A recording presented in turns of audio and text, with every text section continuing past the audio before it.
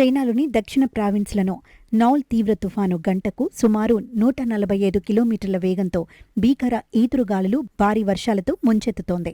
ఈ తుఫాను బీభత్సం నేపథ్యంలో చైనా జాతీయ వాతావరణ కేంద్రం దేశంలోనే అత్యంత అత్యవసర స్థాయి కలిగిన రెడ్ అలర్ట్ను ప్రకటించింది. గ్యాంగ్డాంగ్ ప్రావిన్స్ తీరం వైపు పయనిస్తున్న ఈ తుఫాను ప్రభావం కారణంగా దక్షిణ చైనా వ్యాప్తంగా తీవ్రస్థాయిలో గాలులు వీస్తున్నాయి.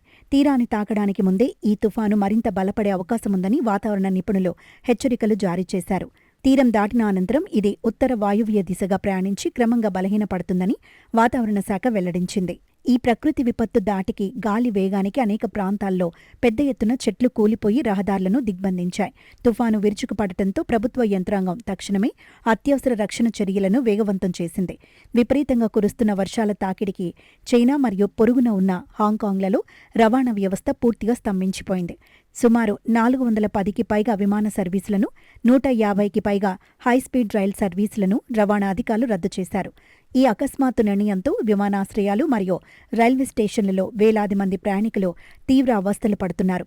గ్యాంగ్డాంగ్కు అత్యంత సమీపంలో ఉన్న హాంకాంగ్ పైన ఈ తుఫాను తీవ్రస్థాయి వినాశనాన్ని సృష్టిస్తోంది.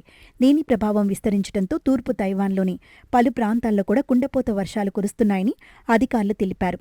రహదారులపై పడిన భారీ వృక్షాలు మరియు చేరిన వరద నీరు వాహనాల రాకపోకలకు తీవ్ర విఘాతం కలిగిస్తున్నాయి. ప్రధాన రవాణా మార్గాలు మూతపడటంతో పారిశ్రామిక, వాణిజ్య కార్యకలాపాలు మందగించాయి.